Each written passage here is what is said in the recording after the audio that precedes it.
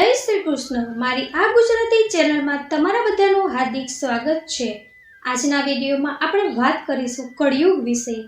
એ કળિયુગ જેમાં આપણે બધા જીવી રહ્યા છીએ.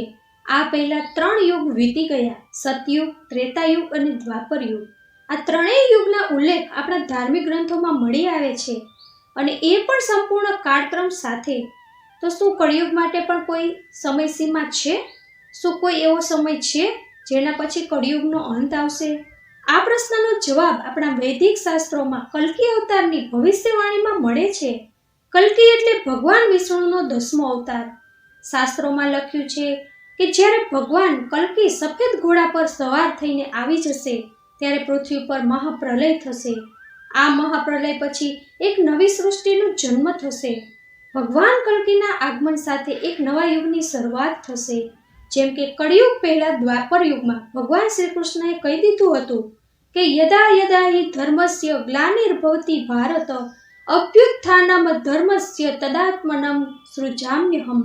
આ શ્લોકનો અર્થ એ છે કે જ્યારે જ્યારે પૃથ્વી પર ધર્મનો નાશ થાય છે અને અધર્મનો વિકાસ થાય છે, ત્યારે ઈશ્વર પોતાનું અવતરણ કરે છે. ભગવાન શ્રી કૃષ્ણએ આ વાત સ્પષ્ટ રીતે કહી હતી કે અધર્મના નાશ માટે હું પૃથ્વી ઉપર અવતાર લઉં છું. 3 યુગ સતયુગ, ત્રેતાયુગ અને દ્વાપર યુગમાં ભગવાન વિષ્ણુના 9 અવતાર થઈ ચૂક્યા છે. પૌરાણિક ગ્રંથોના અનુસાર 4 યુગો હોય છે, જેમાં સતયુગ, ત્રેતાયુગ, દ્વાપર યુગ અને કલયુગનો સમાવેશ કરવામાં આવે છે. કલયુગમાં પાપ ઉચ્ચ શિખરે હશે. વર્તમાનમાં કલયુગ ચાલી રહ્યો છે. પૌરાણિક ગ્રંથોમાં લખ્યું છે કે કલયુગમાં શું શું થશે અથવા શું ઘટના બનશે. આ યુગમાં જ્યાં જ્યાં પ્રલય આવશે ત્યાં ત્યાં હરિકીર્તન જ તેને બચાવશે. સતયુગમાં ધર્મના 4 પાયા હતા. સતયુગમાં મનુષ્યની ઊંચાઈ 32 હાથ, અંદાજે 21 ફૂટ બતાવવામાં આવી છે. આ યુગમાં પાપ તલ જેટલું હોય છે અને પુણ્ય જ પુણ્ય હોય છે. આ યુગમાં રાજા હરિશ્ચંદ્ર થયા હતા, જેમણે સત્ય માટે પોતાનું સંપૂર્ણ પરિવાર અને અંતે પોતાનું જીવન પણ દાનમાં આપી દીધું હતું. ત્રેતા યુગમાં ધર્મના 3 પાયા હતા. આ યુગમાં થોડું થોડું પાપ હતું, પણ સતયુગ કરતાં થોડું વધુ હતું. પુણ્ય પણ સતયુગ કરતાં થોડું ઓછું હતું. આ યુગમાં ભગવાન વિષ્ણુએ વામન અવતાર લીધો હતો. અસુર રાજ બલિએ 3 પગલામાં પૃથ્વીનું દાન કર્યું હતું. આ યુગમાં રાક્ષસ રાજ રાવણે સીતાનું અપહરણ કર્યું હતું, પછી પણ તેને સ્પર્શ પણ કર્યો ન હતો. દ્વાપર યુગમાં અડધી માનવ સંખ્યા પાપી અને અડધી પુણ્યાત્મા હતી. જેટલું પાપ હતું તેટલું જ પુણ્ય પણ હતું. આ યુગમાં મહાભારતનું યુદ્ધ થયું, જે ધર્મનું યુદ્ધ હતું. શ્રી કૃષ્ણએ ધર્મની રક્ષા કરી હતી. હવે કલયુગમાં ધર્મનું કોઈ નામ નિશાન નથી. ધર્મ અશક્ત બની ગયો છે. આ યુગમાં મનુષ્ય પાપ વધુ કરે છે અને પુણ્ય તો ખૂબ જ ઓછું કરે છે. આજના સમયને જોવામાં આવે તો પુણ્ય ક્યાંય બચ્યું જ નથી. ચારે તરફ માત્ર પાપ જ પાપ છે. જો કોઈ વ્યક્તિ ખૂબ દાન પુણ્ય કરે તો તે પણ એવો પ્રચાર કરે છે કે જાણે કશુંક બહુ મોટું કામ કર્યું હોય. આ યુગમાં ગાયની પૂજા નહીં થાય, પરંતુ તેનું અપમાન થશે. આ યુગમાં એવી બીમારીઓ આવશે જેમના માટે કોઈ ઈલાજ જ શક્ય નહીં હોય. કલિયુગનો સમયગાળો સૌથી ટૂંકો માનવામાં આવે છે. કળિયુગમાં ભગવાન વિષ્ણુનો 10મો અવતાર થશે, જેનું નામ કલ્કી હશે. વિષ્ણુ પુરાણમાં કલ્કી યુગનું વર્ણન આપતા કહેવામાં આવ્યું છે. ભવિષ્ય પુરાણમાં જણાવવામાં આવ્યું છે કે કળિયુગમાં પાપ એટલું વધી જશે કે મનુષ્યના વાણી અને કર્મ વચ્ચે મોટો અંતર આવશે. લોકો બોલશે કંઈક અને કરશે પણ કંઈક. કળિયુગમાં લોકો મહાન જ્ઞાનની અને વિજ્ઞાનની ચર્ચા તો કરશે, પણ તેનું વર્તન રાક્ષસી હશે. લોકો ધન માટે લાલચી બની જશે. સારા કામ કરતાં પણ તેનો માત્ર પોતાનો ફાયદો શોધતા હશે. માતાઓને પોતાના સંતાનો માટે એટલો મોહ હશે કે તે પોતાનું ભવિષ્ય બગાડી દેશે. આ યુગમાં અમીર લોકો લગ્ન, ઘરો અને ઉજવણીમાં લાખો રૂપિયા ખર્ચ કરશે, પણ તેમની આસપાસ કોઈ ભૂખ્યા હશે તો તેઓ તેની ચિંતા નહીં કરે. લોકો દેખાડો માટે પૈસા ઉડાડશે, પણ જો કોઈ ગરીબ કંઈ માગશે તો તેને અપમાનિત કરવામાં આવશે. જેમ જેમ કલિયુગ આગળ વધશે, ભારતની ગાદી પર અનૈતિક લોકોનું શાસન આવશે. તે લોકો જનતાને મોઢે કંઈ અને આચરણમાં કંઈક બીજું કરશે. લોકો ધર્મગ્રંથ પર પણ સવાલ ઉઠાવશે અને તેનું અપમાન કરશે. ધર્મનિષ્ઠ લોકો દુઃખી થશે. લોકો ધર્મ છોડી બીજા ધર્મમાં જશે. ભવિષ્ય પુરાણ અનુસાર કળિયુગમાં માનવીઓના આચરણ દુષ્કર્મમય હશે, સમાજમાં અપરાધ વધશે, રાજાઓમાં પણ નૈતિકતાની તંગી આવશે, લોકો માત્ર પૈસાને જ ધર્મ માની લેશે, લગ્ન ફક્ત સ્વાર્થ માટે જ થશે, માત્ર માણસ તેની જ સંભાળ લેશે અને બીજાની ચિંતા નહીં કરે. સ્ત્રીઓ પોતાની ઈચ્છાથી જીવન જીવશે અને ભૌતિક સુખમાં રોકાઈ જશે. ધનવાન પુરુષો જ તેમના ઈચ્છા મુજબ મહિલાઓનું શાસન કરશે. ધર્મથી વંચિત લોકો ધન અને શક્તિ માટે કંઈ પણ કરશે. કલિયુગમાં પ્રજા વારંવાર દુઃખ અને સંકટોથી ઘેરાયેલી રહેશે. વરસાદ નહીં થાય, ભૂખમરો પડશે, લોકો ખૂબ તકલીફમાં જીવશે, સુખી જીવન દુર્લભ બનશે. કળિયુગમાં અનર્થ એટલો વધશે કે આખું માનવજાત હેરાન થઈ જશે. માનવજાતિ સૌ પર રાજ કરશે. બધા લોકો વગર સ્નાન ભોજન કરશે. જપ, પૂજા, અર્પણ, શ્રાદ્ધ અને દર્પણની ક્રિયા કોઈ નહીં કરે. કલિયુગમાં સ્ત્રીઓ વધુ ખાવાની અને દુર્ભાગ્યવાળી હશે. તેઓ ગુરુજનો અને પતિની આજ્ઞાનું પાલન નહીં કરે અને મર્યાદાની અંદર પણ નહીં રહે. તેઓ માત્ર પોતાનો જ પેટ ભરી શકશે, ક્રોધથી ભરેલી રહેશે, શરીરની શુદ્ધિ પણ ધ્યાન નહીં આપે અને અસત્ય તથા કઠોર વચનો બોલશે. તે માત્ર વિરુદ્ધાચારી પુરુષો સાથે મળવાની ઈચ્છા રાખશે. જેટલું શક્ય હોય તેટલું પોતાનું શરીર પ્રદર્શન કરશે. બ્રહ્મચારી લોકો વેદોમાં કહેવામાં આવેલા વ્રતનું પાલન કર્યા વિના તપ કરશે. ગૃહસ્થ પુરુષો દાન નહીં આપે. તેમજ વનમાં રહેતા લોકો ગામડામાંથી ખોરાક એકત્રિત કરશે. સંન્યાસી મૈત્રી અને સંબંધોમાં બંધાઈ જશે અને વધુ સ્ત્રીઓ પ્રત્યે ગંદી દ્રષ્ટિ રાખશે. કલિયુગમાં રાજા પ્રજાની રક્ષા નહીં કરે, પરંતુ પ્રજાને શોષી પોતાનો ઉદ્ધાર કરશે. અધર્મી અને ઢોંગી લોકોને ઠગવા માટે પાખંડનો આશરો લેશે. તે સમય દરમિયાન અધર્મની વૃદ્ધિ થવાને કારણે માનવ જીવનની આયુષ્ય ઓછી થતી જશે. માત્ર 5 થી 6 વર્ષમાં સ્ત્રીઓ માતા બનવા લાગશે અને પુરુષો 8 થી 10 વર્ષની ઉંમરે સંતાન ઉત્પન્ન કરી શકશે. કળિયુગમાં માણસો 20 વર્ષથી વધુ જીવી શકશે નહીં. લોકો મંદબુદ્ધિ ધરાવતા અને પાગલ જેવા થઈ જશે. મનુષ્ય રણમાં લડ્યા વગર જ થાકી જશે. શાસ્ત્રોમાં જે કંઈ લખાયેલું નથી તે યજ્ઞો પણ થશે. લોકો પોતાને જ વિદ્વાન માનશે અને કોઈ પણ પુરાવા વિના નિર્ણય કરશે. તારાની કાંતિ ઓછી થઈ જશે. 10 દિશાઓ અંધકારમય બની જશે. પુત્ર પિતાને અને વહુ સાસુને કામ કરવા માટે મજબૂર કરશે. લોકો પોતાના માતા પિતાને ઘર બહાર કાઢી દેશે અને તેમનું અપમાન કરશે. કળિયુગમાં મનુષ્ય વર્તમાનમાં જીવતો બનશે અને શાસ્ત્રીય જ્ઞાનથી દૂર થઈ જશે. કળિયુગના અંતમાં ભયાનક યુદ્ધો થશે, ભારે વરસાદ થશે, વાવાઝોડું અને ગરમીથી લોકો હેરાન થઈ જશે. લોકો ખેતરોમાંથી પાક કાઢી લેશે. કપડાં, પાણી અને ખોરાક પણ ચોરી કરશે.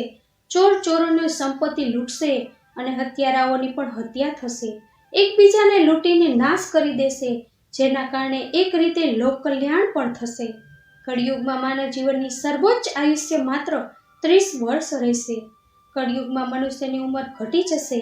યુવાની ઓછા સમયમાં સમાપ્ત થઈ જશે. પ્રાણીઓના શરીર નાના અને રોગગ્રસ્ત બની જશે. કળિયુગમાં સત્ય, ધર્મ, શુદ્ધતા, ક્ષમા, દયા, આયુષ્ય, બળ અને સ્મરણ શક્તિ ઘટશે. ધનવાન વ્યક્તિ જ સન્માન પામશે અને ન્યાય માત્ર બળશાળી લોકો માટે જ લાગુ પડશે. બ્રાહ્મણો માત્ર કપડાં ધરીને બ્રાહ્મણત્વનો દાવો કરશે. જે વ્યક્તિ કપટી અને સ્વાર્થી હશે તે જ વિદ્વાન બનાશે. ગરીબોને અપવિત્ર અને નિષ્ફળ બનાવવામાં આવશે. લગ્ન ફક્ત વ્યવહારમાંથી કરાયેલા સમજૂતી જેવા હશે. એકબીજા સાથે જીવન પસાર કરવા માટે માત્ર નામ માત્રના ધાર્મિક વિચારો રહેશે. સમય પસાર થતાં પૃથ્વી અધર્મી લોકોથી ભરાઈ જશે. લોકો સત્તા માટે એકબીજા સાથે યુદ્ધ કરશે. ભારે સૂકા, પ્રચંડ પવન, ગરમી અને અનિયંત્રિત વરસાદથી લોકો દુઃખી થશે. કલયુગમાં આ સ્થિતિ જળવાશે અને અંતે ભગવાન કલ્કી અવતાર લઈને પૃથ્વી પર અવતરશે. શ્રી કૃષ્ણએ કહ્યું છે કે કળિયુગ આવશે અને ધર્મ ધીરે ધીરે નષ્ટ થશે. શ્રીમદ ભાગવત અને મહાભારતમાં તેનું સંપૂર્ણ વર્ણન કરવામાં આવ્યું છે. મહાભારત માત્ર હિન્દુઓ માટે જ નહીં, પરંતુ સમગ્ર માનવજાતિ માટે મહત્વપૂર્ણ ગ્રંથ છે. તેમાં જીવનને લગતી તમામ સમસ્યાઓના ઉકેલ છે. કળિયુગમાં જીવતા રહેવા માટે એક જ ઉપાય છે: વેદો અને ધર્મ તરફ પાછા વળવું અને હંમેશા ભગવાનનું સ્મરણ કરવું. જે કોઈ પણ ધર્મથી દૂર રહેશે તે હંમેશા દુઃખી રહેશે. શ્રી કૃષ્ણનું જીવન આર્થિક અને નૈતિક રીતે શીખવવા માટે ઉત્તમ ઉદાહરણ છે. મહાભારત અને ભગવદ્ ગીતા એ વિશ્વ માટે અમૂલ્ય ગ્રંથો છે. મહાભારત માત્ર હિન્દુઓ માટે નહીં પરંતુ સમગ્ર માનવજાત માટે માર્ગદર્શક ગ્રંથ છે. દરેક મનુષ્ય માટે તેમાં સારી શિક્ષા અને માર્ગદર્શન છે. દરેક વ્યક્તિએ મહાભારતનું વાંચન અને શ્રવણ કરવું જોઈએ. મહાભારતમાં જીવનથી જોડાયેલા તમામ વિષયો છે. ધર્મ, ન્યાય, રાજનીતિ, સમાજ, આરોગ્ય, યુદ્ધ, વિજ્ઞાન, આત્મજ્ઞાન અને ટેકનોલોજી જેવા અનેક વિષયોનો તેમાં સમાવેશ થાય છે. આજના યુગમાં પણ મહાભારતની એક વાર્તામાંથી મનુષ્ય ઘણું શીખી શકે છે. આ કથાનો સમય એ છે જ્યારે 5 પાંડવોને વનવાસ મળ્યો હતો. વનવાસ પર જતા પહેલા પાંડવો બુદ્ધિમાન શ્રી કૃષ્ણ પાસે ગયા અને પૂછ્યું, હે શ્રી કૃષ્ણ, કલિયુગમાં કઈ રીતે લોકો વર્તન કરશે? ત્યારે શ્રી કૃષ્ણએ કહ્યું, તમારે બધાએ વનમાં જવું જોઈએ અને જો કોઈ અજાયબી દેખાય તો પાછા આવી મને કહેજો, હું તેની સમજ આપીશ. પછી 5 પાંડવો વનમાં ગયા અને જે જોયું તે જોઈને તેઓ આશ્ચર્યચકિત થઈ ગયા. આ વનમાં તેઓએ શું જોયું અને શ્રી કૃષ્ણએ તેને શું સમજ આપી?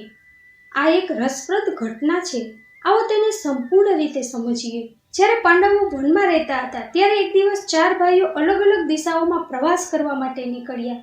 તે દરમિયાન તેઓએ કેટલીક અજાયબી જોઈ. યુધિષ્ઠિરે જોયું કે એક વૃદ્ધ માણસ એક માટીનો ઘડો બનાવી રહ્યો હતો. તે ઘડો અડધો બની ગયો હતો પણ તે તેને તોડીને ફરી નવો બનાવતો હતો. તેણે આમ વારંવાર કરવાનું ચાલુ રાખ્યું. ભીમે જોયું એક ગાય પોતાની વાછરડીને દૂધ પીવડાવી રહી હતી પણ સાથે સાથે પોતે જમીન ચાટતી હતી જાણે તે ભૂખી હોય. અર્જુને જોયું કે એક મોટું વૃક્ષ જળાશયની નદી પર ઝૂકી ગયું હતું અને તેની શાખાઓ પાણીને સ્પર્શ કરી રહી હતી પરંતુ તેના નાના ડાળખાઓ સુકાઈ ગયા હતા. નકુલ અને સહદેવે જોયું કે એક માણસ એક કૂવામાં પાણી નાખતો હતો પણ પાણી તળિયે પહોંચતા જ ગાયબ થઈ જતું હતું. આ બધું જોઈને 4 ભાઈઓ પાછા યુધિષ્ઠિર પાસે આવ્યા અને એકબીજા સાથે આશ્ચર્યચકિત થઈને વાતો કરી.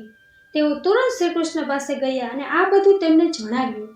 તો શ્રી કૃષ્ણએ સમજાવ્યું કે વૃદ્ધ માણસ અને તે માટીનો ઘડો આ દર્શાવે છે કે કળિયુગમાં લોકો પોતાના કામને પૂરું કર્યા વગર જ તોડી નાખશે અને ફરી શરૂ કરશે.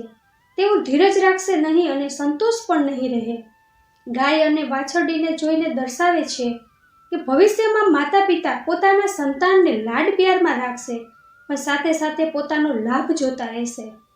વૃક્ષ અને તેની શાખાઓને જોઈને ભગવાન શ્રી કૃષ્ણએ કહ્યું, કળિયુગમાં મોટી પેઢી એટલે કે માતા પિતા પોતાનું જીવન સાચવવા માટે ક્યારેય મુશ્કેલીમાં નહીં આવે પણ તેમની નવી પેઢી એટલે કે સંતાનને સંસ્કારોથી વંચિત રાખશે. કૂવામાં પાણી નાખતો માણસ જોઈને શ્રી કૃષ્ણએ કહ્યું કે તે દર્શાવે છે કે ભવિષ્યમાં લોકો મહેનત તો કરશે પણ પરિણામ નહીં મળે. સારા કામો કરવાના બદલે ખોટી પદ્ધતિઓ અપનાવશે જેનાથી એ બધું વ્યર્થ થઈ જશે. આ સાંભળીને પાંડવોને સમજાઈ ગયું કે કળિયુગમાં ધીરજ, નૈતિકતા અને સચ્ચાઈનો અભાવ રહેશે.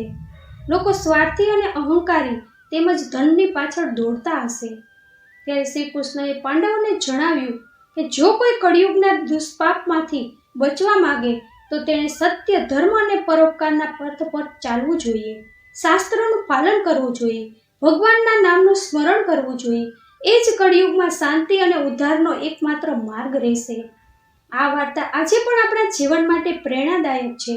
તો મિત્રો, આજનો વિડીયો તમને કેવો લાગ્યો? જો તમને પસંદ આવ્યો હોય તો વિડીયોને લાઈક કરી, શેર કરી મારી ચેનલને સબસ્ક્રાઇબ કરજો. તેમજ આવી માહિતી સાથે ફરીથી મળીશું. ત્યાં સુધી તમારું ધ્યાન રાખજો, હસતા રહેજો અને હંમેશા ખુશ રહેજો. ક્યારેક તમારા માટે તો ક્યારેક તમારા પરિવાર માટે. કરો એવું કે દુનિયા કરવા ઈચ્છે તમારા જેવું.